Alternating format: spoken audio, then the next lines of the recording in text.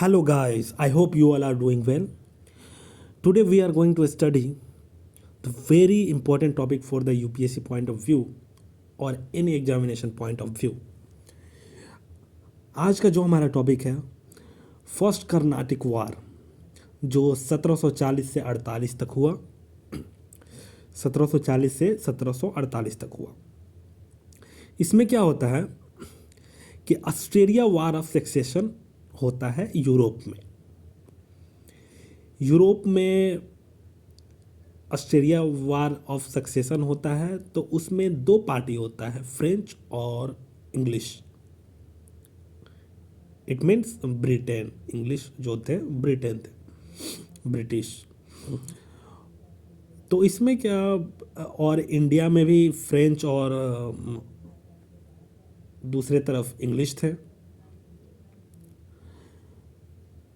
तो इंग्लिश को पता था इंडिया में कि हम लोग मजबूत हैं, और फ्रेंच को भी पता था कि वो रिलेटिवली वीकर हैं इंग्लिश से।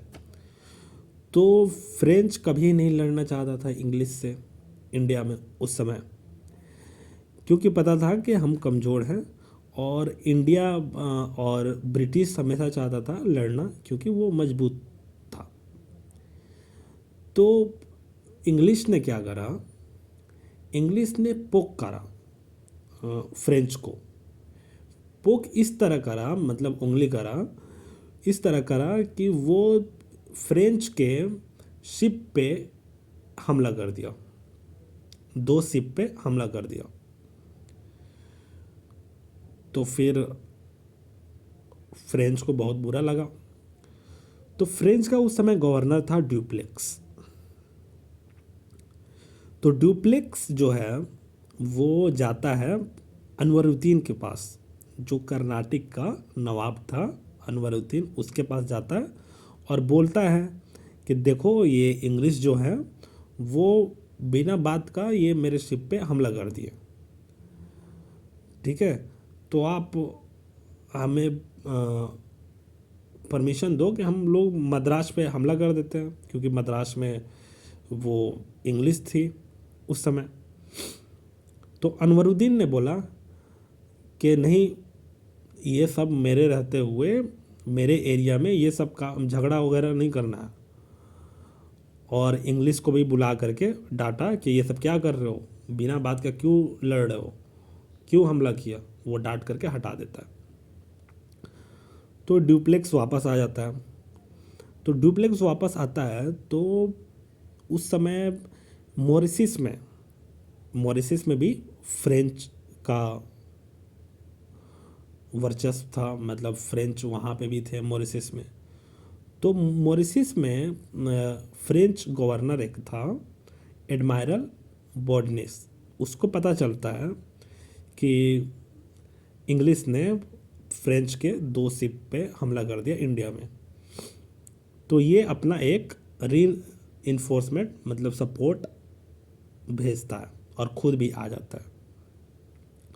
तो खुद आता है तो ड्यूप्लेक्स के साथ मिल करके हमला कर देता है मद्रास पे,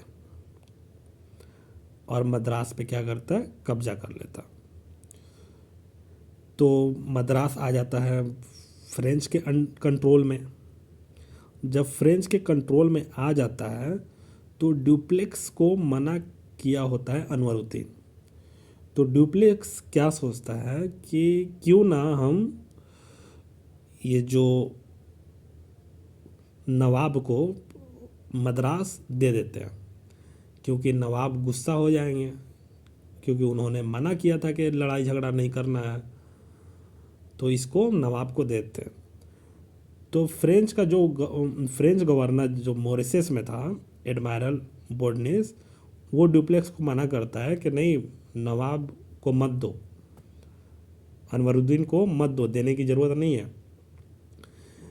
क्यों देना है बिना बात का, हम लोग इसको मद्रास को रखते हैं और इंग्लिश के साथ निगोशिएशन करेंगे। तो उस समय क्या होता है कि अनवरुद्दीन गुस्सा हो जाता है कि हमने मना किया कि फ्रेंच को कि लड़ाई झगड़ा नहीं करना है, फिर भी फ्रेंच कर लिया। तो अनवरुद्दीन को गुस्सा आ जाता है कि हमें बेवकूफ़ समझ के रखा है, हमारे ही एरिया में लड़ रहे हो लोग बाहर से आकर के। तो क्या करता है कि अनवरुद्दीन ने अपने बेटा महफूज खान को 10,000 सोल्जर के साथ मद्रास में भेज देता है। तो मद्रास में जब भेज देता है और बोलता है कि इनको फ्रेंच को मारो, मार के भगाओ यहाँ से। तो वहाँ पे होता है बैटल ऑफ सेंट थॉम मद्रास में। मद्रास में बैटल ऑफ सेंट थॉम होता है। तो 10,000 टुकड़ी के साथ गया होता है महफूज खान वहाँ पे, लेकिन ड्यूप्लेक्स का जो फ्रेंच वहाँ पे था, वहाँ पे फ्रेंच का जो आर्मी थी बहुत कम, मतलब उनके सामने महफूज खान के सामने इनकी आर्मी बहुत कम थी, लेकिन डिसिप्लिन्ड थी। जो आर्मी थी वो काफ़ी डिसिप्लिन्ड आर्मी थी। तो जब डिसिप्लिन आर्मी थी तो क्या होता है कि महफूज खान को हरा देता है, डुप्लेक्स वहाँ पे हरा देता है महफूज खान को। 10,000 आर्मी वाले महफूज खान को हरा देता है और महफूज खान को मार भी देता है।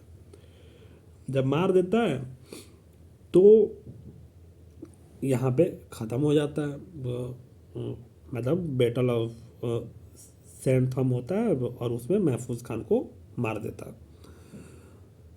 लेकिन इसी समय में यूरोप में भी चल रहा होता है। तो यहाँ पे इंग्लिश का